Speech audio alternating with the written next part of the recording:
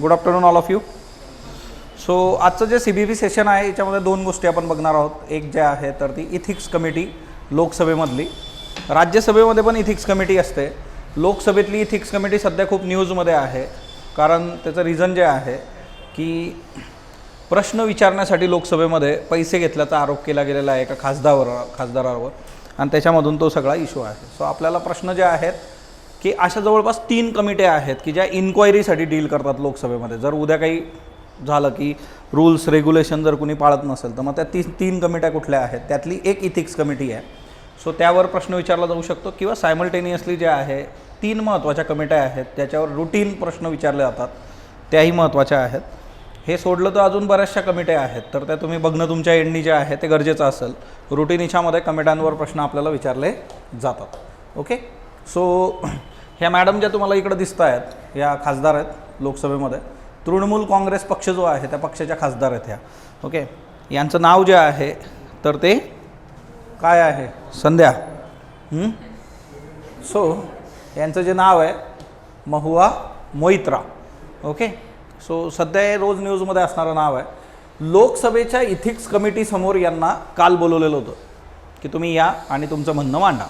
तसं यांना 31 ऑक्टोबरला पण बोलवलं होतं, पण त्यांनी सांगितलं होतं की जमणार नाही, 5 नोव्हेंबरनंतर आपण बघू. पण या केसमध्ये जे आहे इथिक्स कमिटी लोकसभेची जी होती की ते म्हटलं की नाही, तुम्हाला यावं लागेल. ती खिडकी बंद करतो का? ओके. सो आता हा सगळा पब्लिक डिबेट आहे आजच्या डेटमध्ये. वेस्ट बेंगॉलमधून ऑल इंडिया तृणमूल काँग्रेसच्या खासदार आहेत ह्या मॅडम. आता एक जे MP आहेत बघा भारतीय जनता पार्टीचे, त्यांचं नाव आहे निशिकांत दुबे. सो निशिकांत दुबे हे जे खासदार आहेत यांनी ही कंप्लेंट केली होती की यांनी प्रश्न विचारण्यासाठी पैसे घेतले. बरं आहे, हे भारतामध्ये पहिल्यांदा घडतं आहे का असं? तर नाही. 2015मध्ये असं एक प्रकरण घडलं होतं. तिच्यात आमचे खासदार पण गेले होते, त्यांचं पण पद तिच्यामध्ये गेलं होतं, मेंबरशिप रद्द झाली होती. ओके. सो मूळ जे आहे की हे पहिल्यांदा घडत नाही आहे, याच्या आधी अशा गोष्टी घडलेल्या आहेत. बट आता ही सगळी केस जी आहे ती इथिक्स कमिटीकडे गेलेली आहे, त्यामुळे आपल्याला ते बघणं अपेक्षित आहे. ओके. आणि मोइत्रा यांना जे आहे पैसे मिळालेले आहेत एका बिझनेसमॅनकडून आणि तिच्यामधून त्यांनी त्या पैसे घेऊन पार्लमेंटमध्ये प्रश्न विचारत आहे, असा सगळा मुद्दा आहे. ओके. सो स्पीकरने काय केलं, इथिक्स कमिटीकडे हे प्रकरण पाठवलं. सो ही एक गोष्ट लक्षात घ्या, हे डिस्क्रिप्शन कुणाकडं असतं? स्पीकरकडं असतं की कुठलंही प्रकरण ज्या वेळेस असं घडेल तर ते नेमक्या कुठल्या कमिटीला पाठवायचं. कारण कमिटी ऑन प्रिव्हिलेजेस पण तिथं आहे, कमिटी ऑन पेटिशन्स पण तिथं आहे. देर आर 3 कमिटीज, हो ना, इन्क्वायरी संबंधी. Committee on petitions, committee on privileges and ethics committee. So या 3 याच्यामध्ये यांनी काय केलेलं आहे तर यांना इथिक्स कमिटीकडं स्पीकरनी पाठवलं. MCQ करता हा महत्त्वाचा मुद्दा आहे. हा प्रश्न डिरेक्टली तुम्हाला विचारला जाऊ शकतो की हे स्पीकरच्या याच्यामध्ये येतं. स्पीकर असेही न्यूजमध्ये आहेत, स्पीकर पण आपल्याला बघायचे आहेत. ओके. सो ते पण आपल्याला बघायचं आहे. बघा आता यामध्ये जे आहे की ज्या वेळेस असं होतं की एखादी व्यक्ती म्हणजे MP असेल, MLA असेल. आता MPचा विचार करतो, खासदार जे आहे ते जर गिल्टी ठरले असतील एखाद्या केसमध्ये जे आहे, guilty of Breach of privileges and contempt of the house, म्हणजे लोकसभेचे जे नियम आहेत त्याचं पालन जर तुम्ही करत नसाल तर तो कंटेम्प्ट ऑफ हाऊस होणार आहे, अवमान करणं जे आहे लोकसभेचं. आणि दुसरी बाब जी येते ती म्हणजे काय की तुम्ही ह्या केसमध्ये कमिटी ऑफ प्रिव्हिलेजेसकडे हे जातं. बघा मी तुम्हाला सांगितलं 3 कमिट्या आहेत. ही केस मात्र कुणाकडे गेली आहे? इथिक्स कमिटीकडे गेलेली आहे. अनइथिकल कंडक्ट इथं झालेला आहे असं म्हटलेलं आहे. सायमल्टेनियसली या केसमध्ये दुसरी गोष्ट जी आहे ती म्हणजे काय की आता हे अनइथिकल कंडक्ट काय असतो एखाद्या खासदाराच्या बाबतीमध्ये ते पण आपल्याला बघायचं आहे. ओके. आता प्रॉपर इन्व्हेस्टिगेशन याच्यामध्ये केलं जातं, त्याचा रिपोर्ट जो आहे तो सबमिट केला जातो. ओके. आणि त्याच्यानुसार गोष्टी ज्या आहेत त्यावर केल्या जातात. आता इथं एक मुद्दा येतो की जर एखादी इल्लिगल बाब याच्यामध्ये असेल, कायदा तोडलेला आहे, कायद्याबाबतीत जे आहे उल्लंघन केलेलं आहे, तर त्या केसमध्ये पार्लमेंटरी वर्कच्या बाबतीमध्ये तर त्या व्यक्तीला म्हणजे त्या खासदाराला जे आहे तिथून एक्सपेल पण केलं जाऊ शकतं, म्हणजे त्यांचं सदस्यत्व जे आहे तर ते रद्द करून टाकलं जातं. सो तोही एक मुद्दा आहे. त्याच्यानंतर जे आहे की अशा काही घटना घडलेल्या याच्या आधी की खासदार जो आहे त्याला बाहेरचा रस्ता दाखवलेला, म्हणजे सदस्यत्व रद्द झालेलं आहे. यस. कॅश फॉर क्वेरी म्हणून हे प्रकरण सध्या खूप गाजतं आहे, त्यामुळे कॅश फॉर क्वेरी याच्यावर पण आपल्याला मुद्दा आहे. आता बघा, पहिल्यांदा असं कधी घडलं होतं 1951मध्ये. भारत स्वतंत्र झाल्यानंतर पुढच्या 4 वर्षामध्ये पहिलं प्रकरण आपल्याला मिळतं 1951मध्ये. त्या व्यक्तीचं नाव होतं H.G. मुदगल. ओके.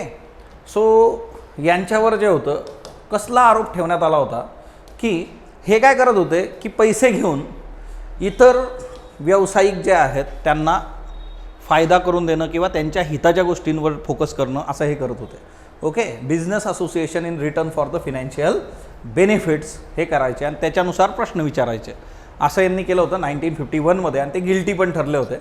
सो या सर्व याच्यामध्ये एक स्पेशल कमिटी त्यावेळेस बनली होती. आता बघा, इथिक्स कमिटी जन्माला कधी आलेली आहे? राज्यसभेमध्ये 1997. लोकसभेमध्ये दोघांच्या तारखा वेगळ्या. आधी जी आहे ती राज्यसभेत आलेली आहे. म्हणजे एवढं तर क्लिअर आहे की ती तेव्हा नव्हती. मग तेव्हा एक स्पेशल कमिटी बनवली होती की एक विशेष कमिटी असेल की ती या केसमध्ये बघेल की काय करायचं काय नाही. सो स्पेशल कमिटी बनवली होती त्यावेळेस आणि त्या केसमध्ये असं लक्षात आलं की त्या व्यक्तीने जे आहे तर डिग्निटी जी आहे लोकसभेची ती घालवलेली आहे आणि त्यामुळे इथं जे आहे त्या व्यक्तीला गिल्टी म्हटलं गेलं. परंतु या व्यक्तीने काय केलं होतं, त्याचं सदस्यत्व रद्द करायच्या आधीच राजीनामा देऊन टाकला होता. आधीच राजीनामा दिला म्हणजे पुढचं काम करायची वेळ त्यांनी काही येऊ दिली नाही.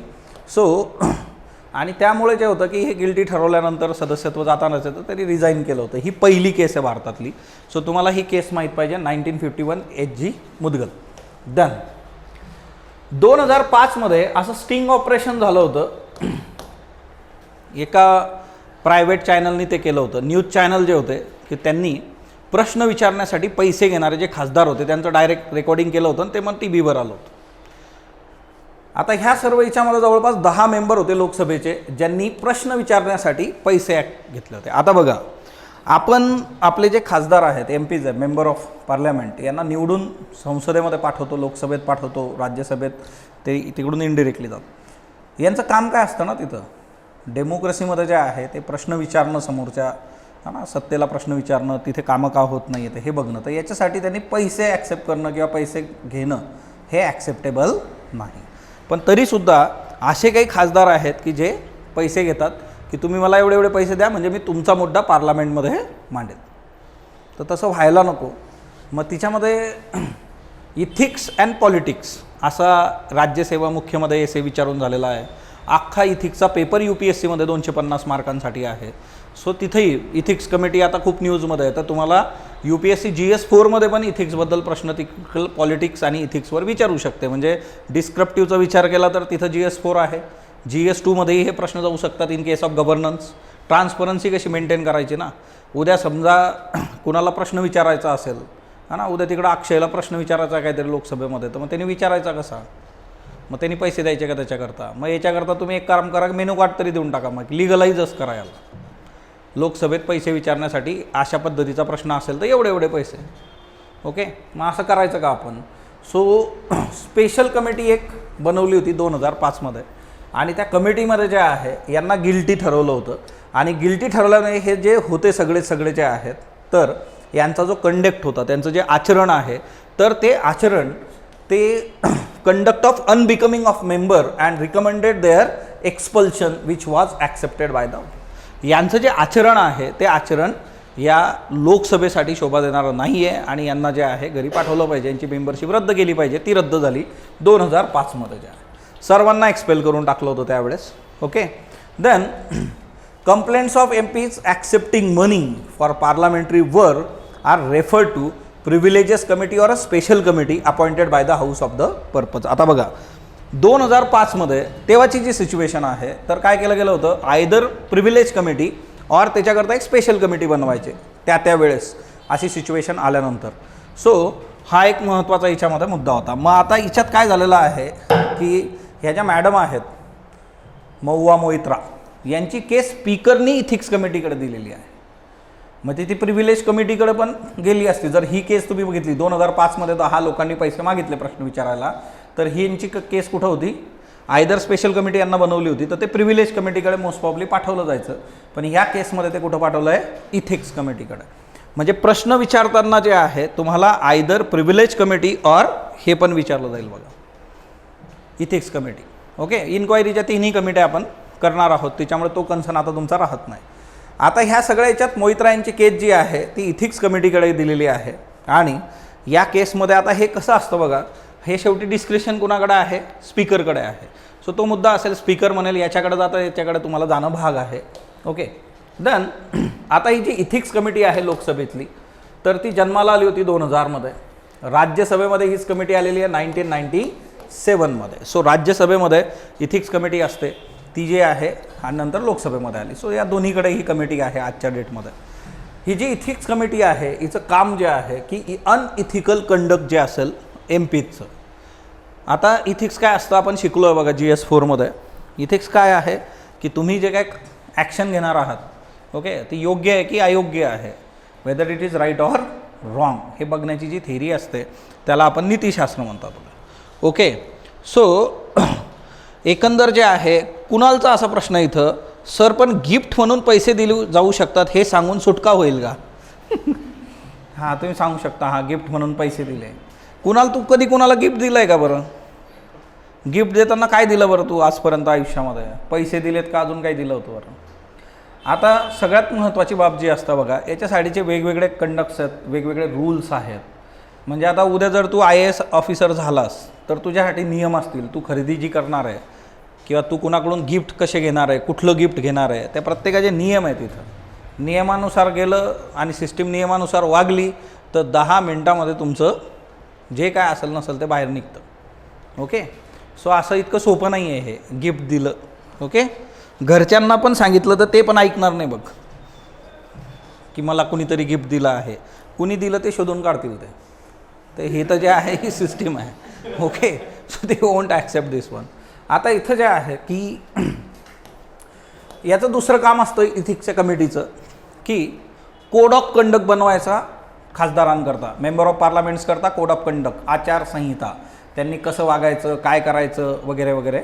तर त्याचा कोड ऑफ कंडक्ट बनवण्याचं काम पण इथिक्स कमिटीकडे असतं, की ते बनवू शकतात. त्यांना जर वाटलं उद्या की पार्लमेंटच्या आवारामध्ये जे आहे तुम्ही गांधी टोपी घालून आलं पाहिजे तर ते सांगू शकतात. That's it. ओके. एक आचारसंहिता जी आहे तर ते देऊ शकतात. आता याच्यात मुद्दा असा आहे की ज्या वेळेस हा शब्द येतो इथं अनइथिकल कंडक्ट, मग व्हॉट इज अनइथिकल कंडक्ट ते इथं दिलेलं नाही. म्हणजे उद्या जर कमिटीला वाटलं, त्यांना वाटलं की हां हे अनइथिकल आहे तर ते अनइथिकल आहे. अदरवाईज अनइथिकल कंडक्टची कुठलीही डेफिनेशन इथं नाही. म्हणजे तुम्ही काळ्या रंगाचे कपडे घातले, पिवळे घातले तर हे अनइथिकल होईल का? माहीत नाही. कमिटी म्हटली तर होईल, अदरवाईज नाही होणार. सो अनइथिकल कंडक्ट हे काय आहे तर हेच इथं डिफाईन केलेलं नाही आहे. हा याच्यातला सगळ्यात महत्त्वाचा मुद्दा आहे. ओके. सो आता बघा, ह्या सर्व प्रोसेसमध्ये जे आहे इथिक्सबद्दल तर काही नाही आहे. आणि हे सगळं कुणावर असतं? कमिटीवर असतं. कमिटी जर म्हटली अनइथिकल तर अनइथिकल, कमिटी म्हटली अनइथिकल नाही तर नाही आहे, संपला विषय. That's it. म्हणजे हे बघा, स्पीकरच्या बाबतीमध्ये एक गोष्ट आपण बघतो की फॉर एक्झाम्पल एखादं बिल ज्या वेळेस येतं, whether that bill is money bill or not, who will decide? Speaker. Speaker म्हटला ना हे मनी बिल आहे, संपला विषय. कारण ते डिस्क्रिप्शन त्याचं आहे. मग तिच्यामध्ये पैसे असोत किंवा नसोत. मग अशा बरेचसे डिबेट आधीही झालेले आहेत की आधारच्या केसमध्ये झालेला आहे की आधारमध्ये मनी बिल आहे काय हे. मग बऱ्याचदा कसं असतं की गव्हर्नमेंट काय करते मनी बिलच्या बाबतीमध्ये, जेव्हा गव्हर्नमेंटला असं वाटतं की आपल्याला हे पारित करता येणार नाही, राज्यसभेमध्ये आपली मेजॉरिटी नाही आहे, तर ह्या शस्त्राचा वापर कुठलंही गव्हर्नमेंट करू शकतं. बिकॉज मनी बिलच्या बाबतीमध्ये राज्यसभा काही बोलू शकत नाही, लोकसभाच डील करते. सो अशाही गोष्टी तिथं जे आहे तर ते डील होतात बघा. सो आता या केसमध्ये जे आहेत वेगवेगळ्या केसेस आहेत इथं भारतामधल्या, की आपले जे खासदार आहेत किंवा आपले लोकप्रतिनिधी, आता सर्वचे सर्व नाही बघा. आता कुठल्याही क्षेत्रात गेले तर तुम्हाला काही लोक अनइथिकल सापडतील, काही लोक इथिकल सापडतील. तिच्यावरच हा सगळा देश आणि समाज सुरू आहे. सो सगळंचं सगळं कोणाला टॅग लावण्यात पॉईंट नाही. पण काही महाभाग असे असतात प्रत्येक क्षेत्रामध्ये की त्यांचा जन्म इतिहास घडवण्यासाठी झालेला असतो. आता इथं बघा, एका खासदाराने काय केलं होतं, त्यांनी त्याच्या महिला मित्र हा ना, फिमेल कंपॅनियन, तिला घेऊन तो जो आहे पार्लमेंटरी टूरवर गेला होता आणि जगाला त्यांनी असं भासवलं की ही माझी बायको आहे. चालेल का बरं? असं नाही. ओके. सो त्यांनी असं केलं. सो त्या केसमध्ये कमिटीने त्याला गिल्टी म्हणून करार दिला की गिल्टी. गणित सिंपल आहे की तुम्ही असं कोणालाही घेऊन फिरायला जाणं आणि त्यातल्या त्यात तुम्ही आयडेंटिटी थेफ्ट आहे ना ते, दुसऱ्याला घेऊन जाताय आणि सांगताय की बाबा ही माझी वाईफ आहे, तर ते ॲक्सेप्टेबल नाही आहे. ओके, सो असं यांनी केलं होतं. सो हे अनइथिकल कंडक्ट आहे आणि त्या व्यक्तीला जे आहे पुढच्या 30 सिटिंगसाठी सस्पेंड करून टाकलं की एकदाचं त्यांच्याबरोबर फिरून घ्यात, इकडे येऊ नका 30 सिटिंग, हां नंतर असले प्रयोग नकोत. तो 30 सिटिंगसाठी सस्पेंड केलं. त्याच्यानंतर जे आहे या व्यक्तीला जे आहे याच्यासाठी पण हे करून टाकलं की इथून पुढं ती व्यक्ती कुठल्याही महिला मैत्रिणी मित्र किंवा त्याच्या बायकोला घेऊन पण जाऊ शकणार नाही. एकट्यानेच जायचं इथून पुढं कुठलं जर पार्लमेंट, म्हणजे 30 याला तर तुम्ही येणार नाही. आता हे कोणी निर्णय दिलेले आहेत, सगळे इथिक्स कमिटीने दिलेले आहेत. ओके, सो हा मुद्दा यांनी केला की ऑफिशियल टूर जे आहे तर त्या केसमध्ये तुम्हाला असं केलं जाईल. ओके, आता पुढची जी याच्यामध्ये आहे दुसरी एक केस आहे बघा. तर या केसमध्ये जे आहे एका खासदारांनी काय केलं होतं, त्याची जी कार होती त्या कारवर जे आहे पार्लमेंट संबंधीचे जे काही लेबल्स होते ते लावून इकडं तिकडं ते फिरत होतं. आता मधल्या काळामध्ये एक असा ट्रेंड पण होता, तो बऱ्यापैकी कमी झालेला आहे, लाल दिवा लावून फिरणं. म्हणजे लाल दिवा लिटरली जे आहे की मार्केटमध्ये मिळायचं आणि त्याचं खूप काही किंमत नव्हती. ते लाल दिवे सर्रास गाडीवर लावून लोक फिरायचे. म्हणजे तुम्ही अधिकारी आहात नाही आहेत, अधिकारी आहे तुम्हाला तो अधिकार आहे नाही आहे, तुमच्या त्या ऑथॉरिटी काही संबंध नाही, लाल दिवा लावायचा आणि ते डील करायचं. ओके, आपला एक स्टुडंट होता लॉंग अगो, त्याच्या कारमध्ये महाराष्ट्र शासनाची पाटी होती आणि भारत सरकारची एक पाटी होती छोटी, ते असतं ना गाड्यांना लावतात पुढं. त्याला विचारलं हे काय प्रकरण आहे, नाही सर वो टोल आता है ना तो लगा लेते हैं तो टोल देना नहीं पड़ता है. म्हणजे टोल वाचवण्यासाठी या 2 पाट्या बनवून घेतलेल्या होत्या. आता तर समजा बघा है ना ऑनलाईन झालं आहे सगळं, तर आता तो इश्यू राहिलेला नाही, पण त्यांनी एकदम क्लिअर ठेवलं होतं टोल आला की पाटी लावायची, डिपेंड त्याच्या मूडनुसार, आयदर महाराष्ट्र शासन किंवा भारत सरकार. तसे हे जे MP होते इथले खासदार जे होते त्यांनी पार्किंग लेबल जे होतं इश्यू केलेलं पार्लमेंटनी, तर त्याच्या बाबतीत गोंधळ केलेला होता. पण ही केस जेव्हा इथिक्स कमिटीकडे गेली तर त्यांनी माफी मागितली की चूक झाली माझी, मी माफी मागतो. आणि असं बघायला गेलं तर खूप गंभीर गुन्हा त्यांनी केलेला नव्हता, जसं आधीची केस होती बघा ती, त्याच्यामुळे त्याला म्हणलं ठीक आहे. ओके, दुसरी एक केस होती, हिच्यामध्ये एका खासदाराने काय केलं होतं, एका महिलेला आणि एका मुलाला स्वतःची बायको आणि स्वतःचा मुलगा म्हणून त्यांच्या पासपोर्टवर बाहेर घेऊन गेला होता. आणि मग हे कशाचं हानन होतं, व्हायलेशन ऑफ पासपोर्ट ॲक्ट.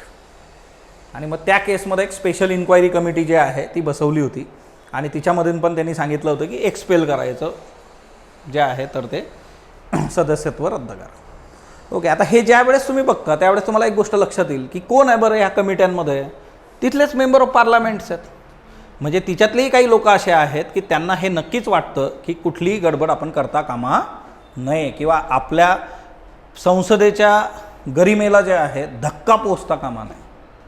बरोबर, म्हणजे याचा अर्थ जे आहे कुठल्याही क्षेत्रामध्ये चांगली 4 लोक आहेत आणि ते गोष्टी डील करतात, कारण त्यांनी स्ट्रिक्ट ॲक्शन इथं घेतलेलं आहे. सो आता हे जे मिसकंडक्ट असतात बघा, तर त्या केसमध्ये आयदर प्रिव्हिलेज कमिटी असेल आणि स्पेशल कमिटी. फक्त जे आहे की इथिक्स कमिटीच हे डील करेल असं नाही. ज्या वेळेस मोर सिरियस असतं बघा तर त्यावेळेस कुणाकडे जातं, आयदर प्रिव्हिलेज किंवा स्पेशल कमिटी. आता हे पण याने क्लिअर केलेलं आहे की जर खूप गंभीर स्वरूपाचं काही असेल तर ते प्रिव्हिलेज कमिटी किंवा स्पेशल कमिटी बनते, इथिक्स कमिटीकडे ती गोष्ट दिली जात नाही. देन आता मोहित्रांची जी केस आहे तर हिच्यामध्ये जे आहे की एकतर तिने जे आहे इलिगल ग्रॅटिफिकेशन जे आहे ॲक्सेप्ट केलेलं आहे आणि त्या केसमध्ये जे आहे ब्रीच ऑफ प्रिव्हिलेज हिच्यामध्ये झालेला आहे आणि त्याच्यामुळे जे आहे ही इथिक्स कमिटीकडे गेली नाही पाहिजे, ही प्रिव्हिलेज कमिटीकडे गेली पाहिजे, असा पण एक मुद्दा आहे. तर हे इथिक्स कमिटीकडे पाठवलं आहे. आता पब्लिक सर्वंट जे आहे ज्यावेळेस ब्राईब ॲक्सेप्ट करतो बघा, ओके, तर हा क्रिमिनल ऑफेन्स आहे. पब्लिक सर्वंटने जर ब्राईब ॲक्सेप्ट केलं तर it's a criminal offence, normally investigated by the criminal investigation agency of government. Parliamentary committee do not deal with the criminal investigation. आता बघा, ज्युडिशरी आणि पार्लमेंटरी कमिटी याच्यामधले डिफरन्सेस पण आपण लक्षात घेतले पाहिजे. आता इथं जे आहे की ज्या वेळेस तुम्ही हे बघता की ह्या ज्या कमिट्या आहेत क्रिमिनल इन्व्हेस्टिगेशन एजन्सीच्या वेळेस ज्या होतो की पार्लमेंटरी कमिटी, त्या क्रिमिनल इन्व्हेस्टिगेशन कधी होतं आहे, ज्यावेळेस एखादा सरकारी अधिकारी जो आहे त्यांनी लाच घेतली असेल तर त्या पद्धतीने ते सगळं होतं. पण पार्लमेंटच्या बाबतीमध्ये तसं काही होत नाही. ओके, आता हे कशाच्या बेसिसवर इव्हिडन्स, आता हे इव्हिडन्सेस जे असतात तर ते कसे असतात की तुम्ही समोर येणं, ओरली त्या गोष्टी सांगणं बोलणं तिच्यातून ते डील होतं. सो तो पण एक याच्यामध्ये मुद्दा येतो की हे असं प्रॉपरली इव्हिडन्स ॲक्टला समोर ठेवून डील होत नाही. आपल्याकडे इव्हिडन्स ॲक्ट पण आहे, त्याच्यानुसार या गोष्टी डील होत नाही, कारण पार्लमेंटच्या याच्यामध्ये त्या गोष्टी ज्या आहेत बोलून वगैरे ज्या आहेत त्या डील केल्या जातात. आणि या केसमध्ये पनिशमेंट जी असते तर ती त्या कमिटीनी डील करून ती कमिटी देते की हां एवढी एवढी पनिशमेंट तुम्हाला याच्यामध्ये असणार आहे. ओके. सो आता हे क्रिमिनल ऑफेन्स जे आहे याच्यामध्ये हे लॉनुसार डील होतं, पण ते सरकारी अधिकाऱ्यांच्या बाबतीमध्ये होतं. सो एकंदर जे आहे की एकतर ह्या सर्व केसमध्ये जे आहे की जे काही एक्सपेल झालेले आहेत लोकसभेमधून असे काही लोक आहेत, प्रिव्हेन्शन ऑफ करप्शन ॲक्टच्या अंडर पण त्यांना बुक केलेलं आहे, पण तो एक वेगळा भाग होऊन जातो. आता एकतर जे आहे की पार्लमेंट आणि ज्युडिशरी याच्यात डिफरन्स काय असतो, तर ज्युडिशरीमध्ये काय असतं की ज्यावेळेस एखादी केस असते तर त्यावेळेस तुम्ही कोर्टात जाता, तुमच्याकडे तुमचे लॉयर्स असतात, तुमच्याकडे नसेल तर ते तुम्हाला विचारतात की तुमचा लॉयर नसेल तर गव्हर्नमेंट तुम्हाला एक लॉयर देईल, दॅट्स इट. पण ज्युडिशरीच्या बाबतीमध्ये असतं की एक्सपर्ट्स तिथं असतात, म्हणजे लॉयर्स असतात, न्यायाधीश तिथं असतात. इथं एक्सपर्ट्स नसतात. पार्लमेंटरी कमिटीमध्ये अशीच लोकं असतात की जी पार्लमेंटचे सदस्य आहेत, बरोबर.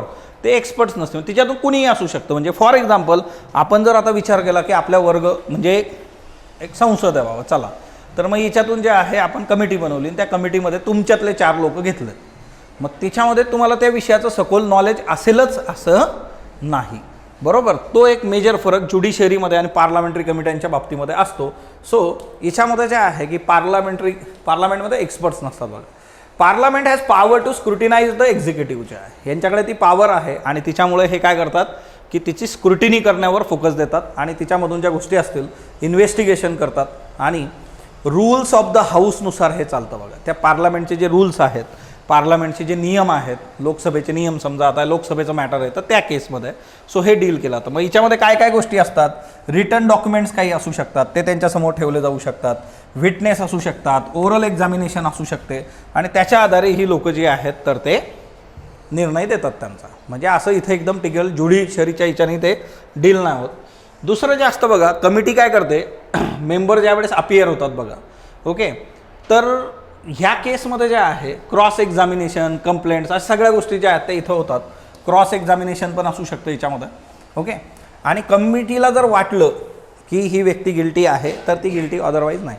आता इथं हा एक महत्त्वाचा मुद्दा आहे की rules of evidence under evidence act are not applicable to probe by parliamentary committee. Parliamentary समिती जी आहे तर ती पार्लमेंटरी समिती इव्हिडन्स ॲक्टनुसार काम करत नाही. म्हणजे उद्या MCQमध्ये जर हा प्रश्न विचारला तर हे लक्षात ठेवायचं.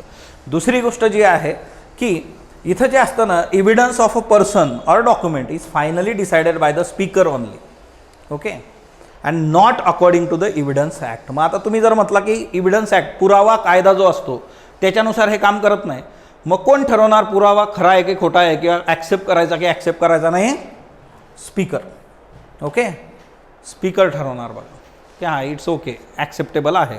सो हा एक मुद्दा लक्षात ठेवा. देन आता दुसरी एक महत्त्वाची बाब याच्यात काय येते ना की हे जे खासदार असतात हे काय करतात, त्यांचे अकाउंट आणि त्या संबंधीचे पासवर्ड हे दुसऱ्याला वापरायला देतात इन द सेन्स यांच्याकडे तेवढा वेळ नसतो की कुठले प्रश्न तिथं टाकायचे, ऑनलाईनमध्ये टाकायचे, हे करायचे, किंवा बऱ्याच लोकांना डिजिटली ते डील पण नाही करता येत.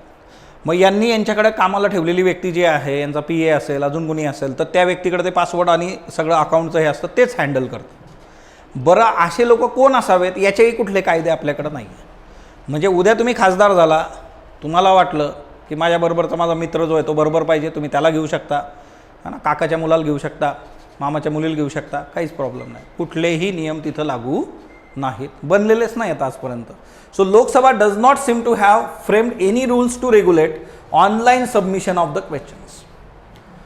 MP is free to engage any person to do his parliamentary work. आता बघा हात जर MCQमध्ये आला ना हे वाक्य, आपण काय विचार करू, बरोबर वाटेल का बरं हे वाक्य जर डायरेक्टली तुमच्या MCQला आलं तर, की MP is free to engage any person to do his parliamentary work.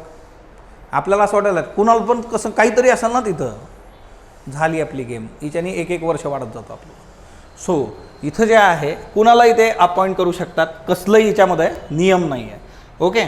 Article 105 हे सांगतं की बाबा तुम्ही काय हाऊसमध्ये बोलणार आहात, एनिथिंग, संसदेमध्ये तुम्ही काही बोललात तर त्याला काही हे नाही आहे की तुम्हाला प्रश्न विचारला जाऊ शकत नाही, तुम्ही काही बोलू शकता. एवढंच की संसदेला जर वाटलं की नाही हे ॲक्सेप्टेबल नाही आहे, मग तिच्यातले काही शब्द गाळून टाकतात ते. पण तुम्हाला जे आहे तर प्रिव्हिलेज आहे तिथं, right to speak anything under article 105, काही बोलू शकतो तुम्ही, त्याच्यावर कोणी काही प्रश्न विचारणार नाही किंवा त्याच्यावर तुमच्यावर कारवाई होणार नाही, असं सगळं आहे. ओके. पण हे कसं असतं ना, कधीतरी अशी घटना घडते की तिथल्या एखाद्या व्यक्तीने त्या पद्धतीने रिॲक्ट केलं, अदरवाईज असं नेहमी काही कुठं होत नाही. ओके. सो इन्व्हेस्टिगेशन जे आहे, MPs not have legal sanction जे आहेत ह्या सर्व याच्यामध्ये. पार्लमेंट जी आहे तर त्यांच्याकडे पॉवर असतं बघा टू डिसिप्लिन इट्स मेंबर्स, म्हणजे पार्लमेंटला उद्या त्यांच्या सदस्यांना शिस्त लावण्यासाठीचे जे काय अधिकार आहेत ते कुणाकडे आहे, संसदेकडे आहेत. सो तो मुद्दा लक्षात ठेवायचा.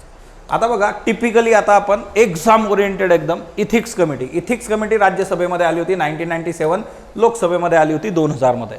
इथिक्स कमिटी जे आहे तर हिचं काम असतं कोड ऑफ कंडक्ट जो आहे मेंबर ऑफ पार्लमेंटसाठी जो आहे ते बनवू शकतात, तो इम्प्लिमेंट करू शकतात. त्याच्यानंतर जे आहे की मिसकंडक्ट जर कुठं होत असेल तर त्या केसमध्ये ॲप्रोप्रिएट ॲक्शन घेणं किंवा त्यासंबंधी जे आहे काय ॲक्शन घेतली जाऊ शकते हे इथिक्स कमिटी ठरवते. सो त्याच्यानंतर दुसरं जे असतं की डिसिप्लिन, शिस्त आणि डेकोरम जे आहे, पार्लमेंटमध्ये शिस्त जी आहे तर ती पाळली गेली पाहिजे, हे पण इथिक्स कमिटी बघते. त्याच्यानंतर याच्यामध्ये लोकसभेच्या याच्यात 15 मेंबर्स असतात, राज्यसभेच्या याच्यामध्ये 10 मेंबर्स असतात. बरं, हे जे 15 मेंबर्स असतात हे कोण नॉमिनेट करतं? स्पीकर नॉमिनेट करतो. ओके. या कमिटीची जी टर्म असते ती किती असते? 1 इयर, 1 वर्ष एवढी याची टर्म असते बघा, 1 इयरसाठी असतं. ओके. सो लोकसभेमध्ये 15 मेंबर्स असतात, राज्यसभेमध्ये 10 असतात. 15चे 15 कोण करतं? स्पीकर जे आहे तर तो त्यांना नॉमिनेट करतो, 1 वर्षासाठी असतं. आता जी every complaint relating to the unethical conduct of members, यांचं काम असतं प्रत्येक कंप्लेंट जी यांच्याकडे येते की एखाद्या मेंबर ऑफ पार्लमेंटनी कशा पद्धतीने घोटाळा घातला असेल, गडबड केली असेल तर ते डील करतं. ईच अँड एव्हरी कंप्लेंट जी आहे ओके ही स्पीकरकडे जाते, referred it by the speaker. म्हणजे बघा साधी सरळ गोष्ट आहे की आत्ताचं जे प्रकरण आहे महुआ मोइत्रा, कोणी केलं ते स्पीकरनी रेफर केलं आणि ते तिच्यामधून येतं. आता हिच्यामधून रेकमेंडेशन्स देणं, तिच्यामध्ये जे आहे कोड ऑफ कंडक्ट संबंधीच्या गोष्टी काय करायच्या तर ही कमिटी सुचवते. हे फॅक्ट्स MCQसाठी महत्त्वाचे आहेत. आधीचं जे एक्सप्लेनेशन बघितलं होतं तिच्यातून तुम्ही डिस्क्रिप्टिव्हसाठी चांगल्या पद्धतीने गोष्टी डील करू शकता की अशा केसेस भारतात आधी घडलेल्या आहेत का, ही पहिली केस आहे का नाही, अशा केसेस भरलेल्या आहेत आणि काय काय लोक करू शकतात ते तुम्ही तिथं बघितलं. Okay. So committee of privileges, हिचं नाव बरंच आलं बघा मध्ये. हिचं नेचर जे असतं ते सेमी ज्युडिशियल असतं बघा, म्हणजे अर्धन्यायिक. हिला काही अधिकार असतात की जे न्यायव्यवस्थेकडे आहेत, असे काही अधिकार, आणि that's why it is called as a semi judicial. It examine the cases of Breach of privileges of the house and its members and recommends appropriate action. म्हणजे जर तुम्ही तिथल्या नियमांचं जे आहे भंग केलेला असेल त्या केसमध्ये. लोकसभेमध्ये याच्यात 15 मेंबर्स असतात, हे पण स्पीकर नॉमिनेट करतं. राज्यसभेमध्ये पण ही कमिटी आहे, तिच्यामध्ये 10 मेंबर्स असतात. ओके. सो ही लोकसभेत पण आहे, राज्यसभेत. आता असे पण काही प्रश्न असतात जसं फॉर एक्झाम्पल इस्टिमेट कमिटी, अंदाज समिती आपण म्हणतो, तिच्यामध्ये सगळेचे सगळे मेंबर्स कुठले आहेत? लोकसभा. 30 मेंबर्स सगळेचे सगळे लोकसभा, राज्यसभेला तिच्यात प्रतिनिधित्व नाही. म्हणजे अशाही गोष्टी तुम्हाला डील करायच्या आहे की कुठल्या कमिटी फक्त लोकसभेमध्ये आहेत, कुठल्या कमिटी दोघीकडं आहेत, आधी कुठं आली होती नंतर कुठं आली. जसं इथिक्स कमिटी जी आहे ती आधी कुठं आली? राज्यसभेत, नंतर लोकसभेत, अशा पद्धतीने. सो तेही प्रश्न तुम्हाला विचारले जाऊ शकतात. ओके. आता इथं जे असतं की प्रत्येक प्रश्न, आता जे काही प्रश्न यांच्याकडे येतात ब्रीच ऑफ प्रिव्हिलेजेस जे आहेत तर ते यांनी डील करणं गरजेचं असतं बघा. कुठल्याही कमिटीने जे आहे okay, member of any committee किंवा मेंबर ऑफ हाऊस जे आहे स्पीकर त्यांच्याकडे पाठवेल तर त्यांना डील करावं लागतं. आणि प्रत्येक याच्या संबंधीचे फॅक्ट्स वगैरे बघणं आणि त्याच्यानुसार गोष्टी ज्या आहेत तर त्या वर्क करणं. देन कमिटी ऑन पेटिशन्स जे आहे बघा, ही एक तिसरी कमिटी आहे. इन्क्वायरी संबंधीच्या 3 कमिट्या आहेत, तिच्यातली तिसरी. पहिली कुठली बघितलं आपण? इथिक्स, दुसरी प्रिव्हिलेजेस आणि तिसरी जी आहे तर ती पेटिशन्स. आता याच्यामध्ये काय असतं? Petitions on bills and matter of general public importance. याच्याकडे कुठल्या गोष्टींवर जातात की जे लोकांच्या रेग्युलर महत्त्वासंबंधीचे जे काही इश्यू आहेत तर जनरल पब्लिक इम्पॉर्टन्स आणि मॅटर्स ऑफ बिल्स जे आहेत, आज वेगवेगळे जे काही विधेयक आपण घेऊन येतो त्या संबंधीचे जे आहेत. आता याच्यामध्ये जे आहे की जर एखाद्या इंडिव्हिज्युअलनी काही आणलं बघा it also entertain the representations from the individual and association on the matter of pertaining union subjects. केंद्राच्या जे काही विषय आहेत केंद्राच्या अखत्यारीमध्ये 3 लिस्ट आहेत बघा आपल्याकडे, union list, concurrent list and state list. तर एखादी व्यक्ती असेल, एखादी संस्था असेल, त्या संबंधीचा एखादा मुद्दा घेऊन गेली तर ते त्याला पण ऐकून घेऊ शकतात. ओके. देन लोकसभेमध्ये 15 मेंबर्स आहेत, ऑब्वियसली नॉमिनेटेड बाय. राज्यसभेमध्ये पण हे असते, 10 मेंबर असतात. मिनिस्टर हिच्यामध्ये नॉमिनेट होऊ शकत नाही. Function of committee is to consider the report on petitions presented to the office. Ministers कुठल्याही कमिटीमध्ये घेतलाच जात नाही. आपण ते तिघी कमिटी आपण बघणार आहोत आता. ओके. सो इंडिव्हिज्युअल, असोसिएशन यांच्याकडून ज्या आहेत तर त्या गोष्टी इथं डील केल्या जातात. आता बघा, कमिटी ऑन इस्टिमेट्स, अंदाज समिती, ह्या 3 तर आपण बघितल्या आणि या पुढच्या 3 ज्या आहेत त्या खूप खूप महत्त्वाच्या आहेत. याच्यावर कंबाईन असू दे, राज्यसेवा असू दे, UPSC असू दे, नेहमी प्रश्न विचारले जातात या 3 समित्यांवर. एकदम रुटीन हा यांचा रुटीन हे आहे. कमिटी ऑन इस्टिमेट्स, मराठीमध्ये याला म्हटलं जातं अंदाज समिती. ओके. आणि याच्यामध्ये टोटल 30 मेंबर्स असतात, सगळेचे सगळे लोकसभेचे असतात. मिनिस्टर याच्यामध्ये इलिजिबल नाही आहे. जर या समितीतला सदस्य मिनिस्टर झाला तर त्या केसमध्ये तो त्या समितीतून बाहेर पडणार आहे. ओके. सो हे एक लक्षात ठेवा. त्याच्यानंतर जे आहे कमिटी 1 वर्षासाठी डील करेल. आता यांचं फंक्शन काय आहे बघा, main function of this committee. तर हे काय असतं की economics, improvements in organisation, efficiency, administrative reforms, consistency with the policy underlying the estimates, म्हणजे जे काही आर्थिक विषय तुमचे आहेत त्याच्याबरोबर जे आहे तुमची इफिशियन्सी, क्षमता, तुम्ही पूर्ण क्षमतेने काम करता का, तुमचं ॲडमिनिस्ट्रेशन प्रॉपरली वर्क होतं आहे का, तिच्यामध्ये काही बदलांची गरज आहे का, पॉलिसीजमध्ये काही गोष्टी डील करायच्या का, तिच्यामध्ये जे काही तुम्ही इस्टिमेट्स टाकता इकॉनॉमिकली त्याला डील करायचं का, अशा सगळ्या गोष्टी ज्या आहेत. Alternate policies on order to bring about efficiency ज्या आहेत. जर तुम्हाला असं वाटलं की XYZ पॉलिसीच्या जागी आम्ही दुसरी पॉलिसी तुम्हाला देतो, अल्टरनेट पॉलिसी तुम्हाला देतो, तर तेही काम इथं जे आहे तर ते वर्क होऊ शकतं. सो एवढे सगळे यांचे फंक्शन्स आहेत. देन आता इथं जे असतं की टाईम टू टाईम कमिटी काय करते की इस्टिमेट्स जे आहेत मिनिस्ट्री और ग्रुप ऑफ मिनिस्ट्रीजला डील करून देते, किंवा एखादा स्पेशल इंटरेस्ट असला तर तिच्यामध्येही हे काम करून देतात बघा. ओके. आणि हे स्पेशल इंटरेस्ट असेल तर ऑब्वियसली कोण पाठवतं यांच्याकडे, स्पीकर जे आहे. आता ही जी कमिटी होती हिचं ओरिजिन बघितलं जातं 1921मध्ये. पहिली इस्टिमेट कमिटी जी आहे की भारतामध्ये आफ्टर इंडिपेंडन्स 1947 नंतर जी आली होती तर ती 1950मध्ये आली होती. रिकमेंडेशन होतं जॉन मथाईंचं, तेव्हाचे फिनान्स मिनिस्टर होते ते. सो पहिली कमिटी जी आहे आफ्टर इंडिपेंडन्स 1950. ओरिजिन मात्र याचं 1921मधलं मानलं जातं की तिथून याची सगळी सुरुवात होती. हिच्यामध्ये सुरुवातीला 25च मेंबर होते, पण 1956मध्ये हे 30 करण्यात आले. सो हा पण एक MCQ आहे. सुरुवातीला 25 होते, नंतर हे 30 करण्यात आलेले आहेत सदस्य. देन आता हे सगळे जे आहेत लोकसभा जे आहे, लोकसभा मेंबर जे आहेत त्यांच्यामधून हे मेंबर्स जे आहेत ते निवडले जातात. आणि कशानुसार निवडले जातात, principle of proportional representation by means of single transferable vote. Okay. आता हे जे असतं की single transferable vote, proportional representation, याच्यामुळे होतं काय, प्रत्येक राजकीय पक्षाला याच्यामध्ये प्रतिनिधित्व मिळतं. आणि जे काही आपण मतदान करतो, आपण जाऊन आमदार, खासदार, पंचायत समिती, पंचायतच्या वेळेस जे बटणं आपण दाबतो ते कुठल्या पद्धतीचा कार्यक्रम आहे, फर्स्ट पास द पोस्ट. ज्याला सगळ्यात जास्त मतं तो निवडून येतो. हिच्यातलं गणित थोडं वेगळं असतं. Proportional representation by means of single transferable vote, हिच्यामध्ये सगळ्या ज्या काही पॉलिटिकल पार्टीज आहेत त्यांना डील मिळतं बघा. आता याचा जो चेअरमन असतो तो कोण अपॉइंट करतो, स्पीकर करतो बघा. ओके. सो आणि हा रुलिंग पार्टीमधून असतो. सत्ताधारी पक्षाचा जो आहे तर तो मेंबर याच्यामध्ये तुम्हाला मिळेल ॲज अध्यक्ष म्हणून. स्पीकरकडे आहे. स्पीकर पण डिटेलमध्ये आपल्याला बघायचं आहे कारण स्पीकर एवढं न्यूजमध्ये आहे. सो तेही महत्त्वाचं आपल्याकरता. देन लिमिटेशन्स काय बघा याला, की हिच्यामध्ये बघितलं आपण की हे इस्टिमेट्स बजेट संबंधी खर्च वगैरे अशा गोष्टी बघतात. पण हिच्यात प्रॉब्लेम असा आहे की हे सगळं कधी होतं, वोटिंग वगैरे झाल्यावर. मग सगळं होऊन गेल्यानंतर तुम्ही करणार काय, सगळं झालं, पार बिल देऊन टाकलं. म्हणजे तुम्ही एखाद्या हॉटेलमध्ये जेवायला गेलात. ओके. काल आम्ही सागरबरोबर गेलो होतो बघा. सगळ्यात दानशूर लोक जे आहेत ती मुंबईची आहेत असं आम्हाला कळलं लेक्चर दरम्यान. लेक्चर झाल्या आम्ही सागरला हॉटेलमध्ये घेऊन गेलो, मी, जयदीप आणि चैतन्य. ओके. आमचं जेवण झालं, सागरने बिल भरलं. बाहेर आल्यावर चैतन्यने मोजलं, तिथं आपल्या 20 रोट्या लागलेल्या आहेत, आपण तर 15च खाल्ल्या. पण काय झालं होतं, बिल गिल देऊन आपण रस्त्याने लागले होतो. आता पुढे जाऊन परत त्याला समजून सांगणं की 5 रोट्या कमी कशा करायच्या, तर हे थोडंसं कठीण आहे, बरोबर.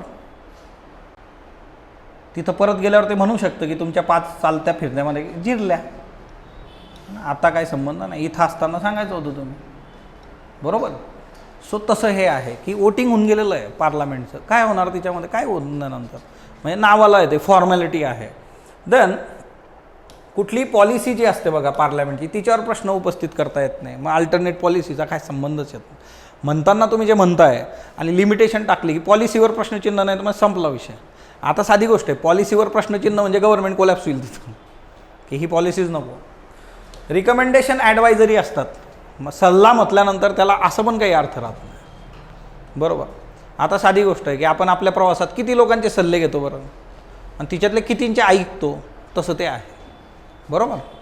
So every year, okay, only certain selected ministries and department, दरवर्षी फक्त काही निवडक ज्या आहेत मिनिस्ट्री आणि डिपार्टमेंटवर हे काम करतं, काहीच सगळ्यांवर करत नाही. म्हणजे सगळ्यांची वेळ यायला, म्हणजे आज या 4 लोकांशी बोललो, उद्या त्यांच्याशी कितीतरी वर्ष लागतील सगळ्यांचा नंबर यायला, तोपर्यंत तर सगळं खाऊन पिऊन हात धुवून संपला विषय, मग ते प्रॉब्लेमॅटिक आहे. तर हिच्यामध्ये एक्सपर्टचा असिस्टंट नसतो बघा, ओके, कॅगसारखा जो कुठं आहे पब्लिक अकाउंट कमिटीमध्ये आहे. सो एक्सपर्ट पण नाही यांच्याकडं, तो असिस्टंट नाही आहे. आणि याचं जे काम आहे ते जस्ट लाईक अ पोस्टमार्टम, सगळं झाल्यावर त्याला काही अर्थ राहत नाही, बरोबर. ते लग्नामध्ये ज्यांच्या घरी लग्न असतं ते सगळ्यात शेवटी जेवतात ना, तेव्हा कळतं कशात मीठ नव्हतं, कशात तेल नव्हतं, हां ना, वांग्याच्या भाजीत वांगेच नव्हते, हे सगळ्यात शेवटी त्यांना कळणार आहे. It's like a postmortem, that's it. Okay, committee on public undertaking, चला याला मराठीमध्ये काय म्हणतात कोण सांगेल बरं? Committee on public undertaking. Okay, आता जे आहे ना की गव्हर्नमेंटच्या सगळ्या कंपन्या वगैरे त्याच्याशी हे डील करतात. आता ही कमिटी ऑन पब्लिक अंडरटेकिंग, याच्यामध्ये 15 मेंबर जे असतात ते लोकसभेचे, 10 मेंबर जे आहेत तर ते राज्यसभेचे. 1974 जे आहे हिच्यामध्ये ॲक्च्युली सुरुवातीला 15 मेंबर राहायचे, 10 मेंबर लोकसभेचे आणि 5 मेंबर जे आहेत तर ते आहे बघा, याच्या खाली 7 मेंबर लपले होते, बाहेर काढले आपण त्यांना. ओके, हां, नाही तर ते म्हटलं राज्यसभेचे 7 कुठं आहे, तर इथंच आहेत. ओके, आता बघा इथं जे आहे ना 15 member Lok Sabha, 7 member Rajya Sabha, total किती 22.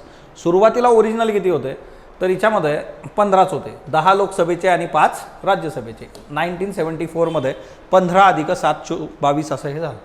ओके, आता मिनिस्टर जे आहे तो इथे इलिजिबल नाही आहे, सेम फंडा आहे. मिनिस्टर जर हिच्यामध्ये एखादा सदस्य मिनिस्टर झाला तर कमिटीच्या बाहेर जाणार, 1 वर्षासाठी असतं सगळं.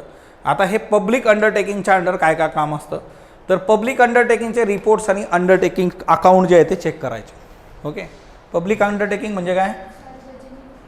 सार्वजनिक उपक्रम समिती. ओके, सार्वजनिक उपक्रम म्हणजे काय? गव्हर्नमेंटचे जे उद्योग आहेत सगळे तर ते जे आहेत, ओके, जे मायनसमध्येच असतात नेहमी. इकडं पण टाकलेलं बघा यांनी, सुलेमान यांनी, जे आहे सार्वजनिक उपक्रम समिती. आता सार्वजनिक उपक्रम कसे असतात बरं आपल्याकडं? तसंच आहे ते, है ना. एखादा सार्वजनिक कार्यक्रम जसा करतो आपण, ज्याच्या हाताला जे लागलं ते त्यांनी केलं, बाकीचं दिलं सोडून, तसा हा कार्यक्रम आहे. सध्या तरी लॉसमध्ये बरंच आहे. डिसइन्व्हेस्टमेंट आपण प्रत्येक बजेटमध्ये बघतो की किती टार्गेट आहे डिसइन्व्हेस्टमेंटचा, तो हा प्रकार सगळा. To examine the reports if any, controller auditor general on a public अंडरटेकिंगचे आहे, यांचे कॅगचे रिपोर्ट असले ते अभ्यासणं.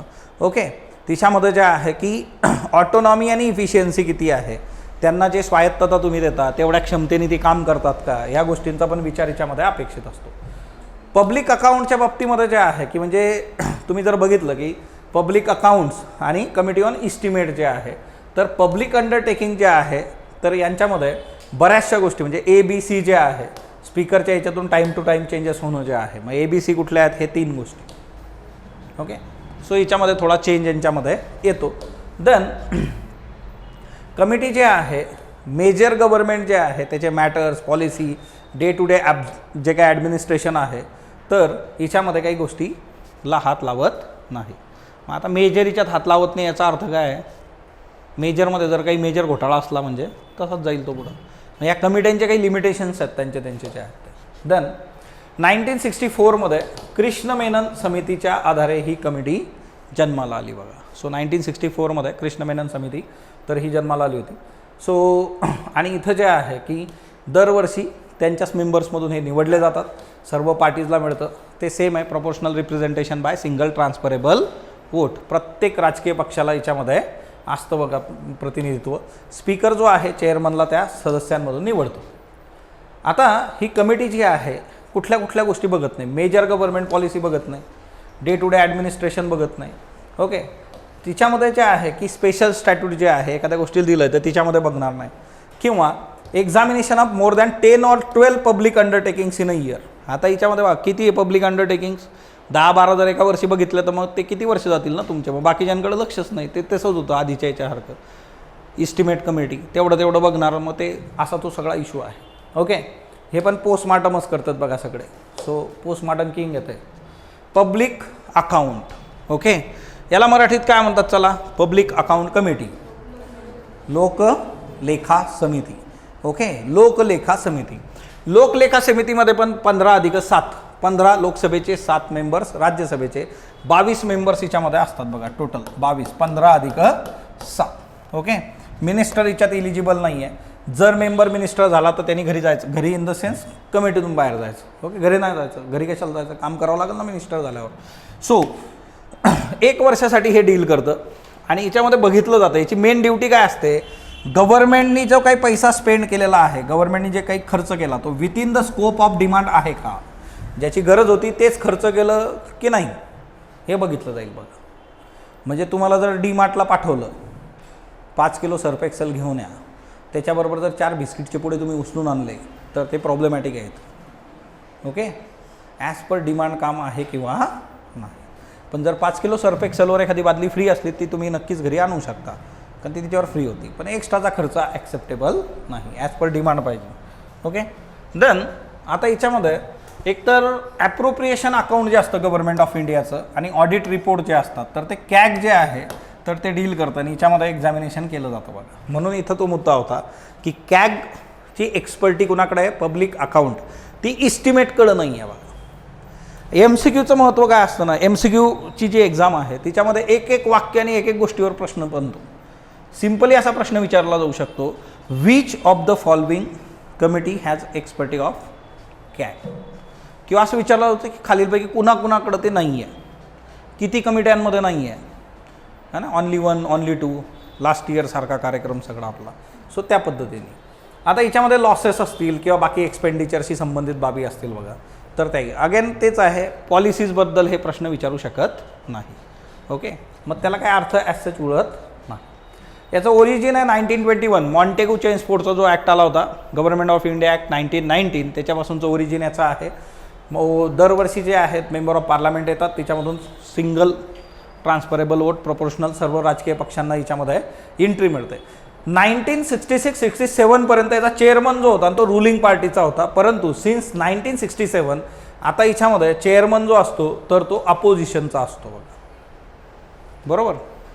आता इस्टिमेटमध्ये जो होता चेअरमन तो कोण होता, रुलिंग. इथं काय आहे, अपोजिशन. ओके, म्हणजे विरोधी पक्षाचा सदस्य जो आहे तर तो त्याचा अध्यक्ष असणार आहे. सो इथं जे आहे ह्या कमिट्या खूप प्रॉपरली डील करा. आपण 3 कमिट्या बघितल्या इन्क्वायरीच्या, पेटिशन्स, त्याच्यानंतर इथिक्स कमिटी आणि दुसरी जी आहे तर ती प्रिव्हिलेजेस कमिटी. कारण न्यूजमध्ये आहे सध्या, प्रश्न तिथं विचारले जाण्याचे चान्सेस खूप जास्त आहेत आणि त्याच्यामुळे या बाकीच्या कमिटीज प्लस या 3 ज्या आहेत त्या रुटीन खूप महत्त्वाच्या आहेत. तुम्ही PYQ जर डील केलं तर हिच्यावरच तुम्हाला कितीतरी PYQ तिथं मिळतील. ओके.